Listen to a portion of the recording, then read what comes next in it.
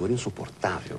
Isso, mas isso leva ele a procurar um recurso terapêutico. É a dor que alerta, que chama a atenção. Ele para de andar não é porque cansou necessariamente, é porque a dor incomodou. Porque está assustado. Está assustado. E também ainda mais no caso que nós estamos exemplificando, que é tão popular, evidentemente que uma dor precordial vai realmente conduzir o paciente à procura de recurso médico. Aí quando tem essa dor é uma isquemia? Então, o músculo, quando ele deixa de receber nutrientes e oxigênio em quantidade normal, ele reclama e o modo de reclamar principal é a dor. É porque o músculo não tolera e o músculo cardíaco ele se manifesta dessa maneira na grande maioria dos pacientes. Porque tem angina silenciosa também, que não manifesta dor, mas isso é mais raridade. Bem, depois do intervalo, eu continuo falando sobre dor com o Dr. Cláudio Fernandes Corrêa.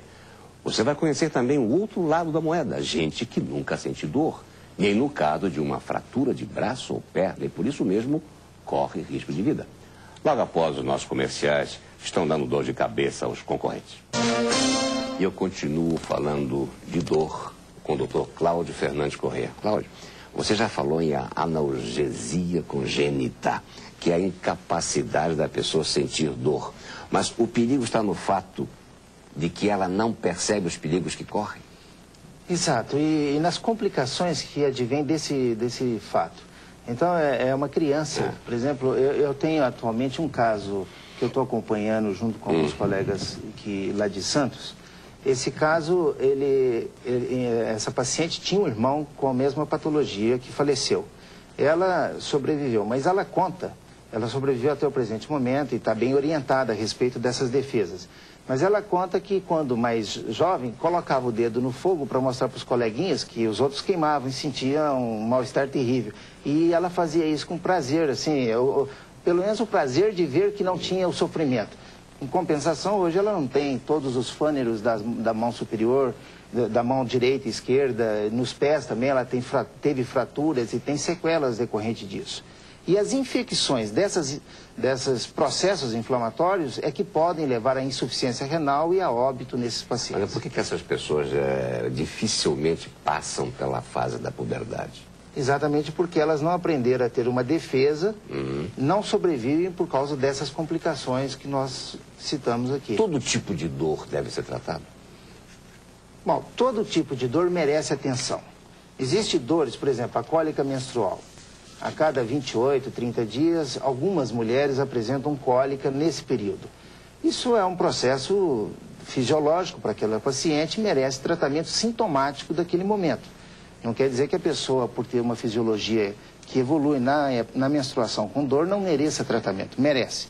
Agora, cefaleias que apresentam periodicidade também vão merecer, naquela oportunidade, um tratamento do episódio em si.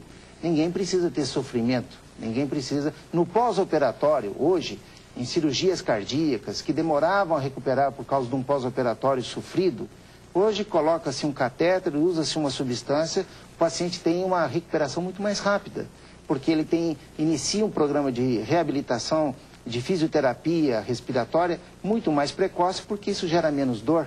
Com isso, ele tem menos complicação no pós-operatório. Então, a dor merece ser tratada em qualquer instância. Agora, claro, você falou em cefaleia, deixa eu fazer uma relação. Automedicação. Automedicação, no caso das dores de cabeça, é muito comum.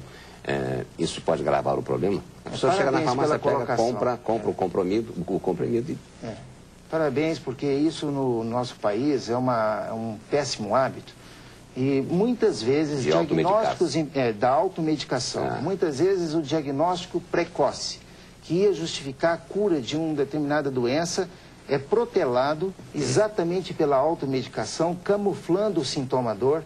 E quando esse diagnóstico, por outros sintomas, ou pela exacerbação do quadro de dor, ele chega a ser feito, pouca coisa nós teremos que realizar. Exemplo, um tumor craniano no cérebro, em que às vezes uma dor às vezes não é tão forte a intensidade. Vai passar nos primeiros meses, semanas, com analgésico comum. Então, a automedicação é um inconveniente que nem sempre vai trazer prejuízo, mas quando traz, às vezes é irrecuperável esse prejuízo. Agora, o tratamento das dores do câncer, assim, tem evoluído? Tem. A gente considera que o tratamento na dor do câncer, provocada pelo câncer, primeiro, vai dar dignidade ao paciente que está já desgastado por uma doença que a gente chama consumptiva, uma doença que às vezes tem um caráter progressivo. Então, ele não precisa sofrer. Há uma crença de que o sofrimento melhora a alma, que depois, quando passa para um outro plano, ele vai ser melhor recebido lá porque sofreu muito por aqui. Isso não é um fato, não é uma verdade, isso é uma crença. E nós, quando possibilitamos ao doente com dor oncológica uma qualidade de vida melhor, ele vai se relacionar melhor com os seus familiares, ele vai poder alimentar-se, vai poder dormir, certo? Porque está aliviado daquele sofrimento. Então, independente do tratamento da doença de base, que é o câncer, o tratamento da dor, ele hoje tem recursos e plenos recursos no sentido de trazer alívio, às vezes até completo, do fenômeno doloroso. Agora, Cláudio, por exemplo, o que pode acontecer uma pessoa que sente dores há meses? Ela pode desenvolver um quadro psíquico? Bom, mesmo um paciente normal do ponto de vista de saúde mental, psicológico, o paciente que sofre dor crônica, certamente, uns mais cedo do que outros, mas com certeza todos eles, em algum momento da vida, vão ter alterações na esfera psíquica. Isso é uma consequência natural, porque ninguém vai ter plena felicidade, prazer na vida, no dia a dia, se tem um sofrimento crônico. Então, é claro que, secundariamente, mesmo em pacientes que não haviam apresentado até então distúrbios da esfera psíquica, irão apresentar ou depressão, angústia, ansiedade e outros sinais dessa área por sofrer dor crônica. Agora, eu sei que você organizou recentemente o 3º Simpósio Internacional de Dor em São Paulo. Eu pergunto a você se surgiu alguma novidade para o tratamento, por exemplo, de tumores cerebrais e das dores causadas por esses males, né? Então, sobre os tumores cerebrais, nós trouxemos, e nós temos aqui no Brasil experiência muito boa a respeito de uma alternativa de tratamento de alguns desses tumores, implantando isótopos dentro dos tumores, fazendo com que, através desse implante, nós tenhamos uma radioterapia muito mais localizada e muito mais intensa.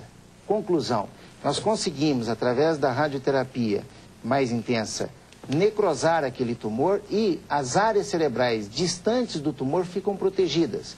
Isso é chamado de radioterapia intersticial ou braquiterapia, e isso nós trouxemos um convidado alemão, o Dr. Ostertag, que veio trazer a experiência que é uma das maiores do mundo. E nós temos realizado isso aqui no Brasil há uns 7 anos já, junto com a equipe do Hospital 9 de Julho. E os resultados que a gente tem são similares àqueles que eles apresentaram. É um avanço também e que nós trouxemos como curso de educação continuada, que é um dos nossos objetivos aqui no Brasil, abordar temas que vão trazer uma qualidade de vida e de tratamento e, portanto, de vida desses pacientes. Mas surgiu mais alguma novidade nesse Simpósio Internacional da Dor? Nós trouxemos todas aquelas novidades do ponto de vista terapêutico, medicamentoso, por exemplo, e do ponto de vista de tratamento através de bombas de infusão, através de eletródios implantados no cérebro ou na medula e através das cirurgias que a gente chama cirurgias ablativas, nós abordamos todos os aspectos que o mundo hoje executa a respeito do tratamento da dor. Dr. Cláudio Fernandes Correia, para fechar o nosso papo sem dor, porque quase ninguém tem dor de consciência, mas muitos sofrem da dor de cotovelo. Essa pergunta é a mais difícil, essa fica difícil responder. Aqui no Brasil a gente percebe isso em vários setores. Não há necessidade de comentar, basta assistir a televisão que a gente vai observar isso acontecendo em vários setores da sociedade. As medidas do pacote estão aí, se ninguém tem dor de consciência, ninguém mexe. Parece que com aquelas consciências mas dor de cotovelo tem muita gente. Essa é difícil também. Cláudio Fernandes Correia, muito obrigado pela sua presença. Nós aqui agradecemos. Vamos nos ver de repente.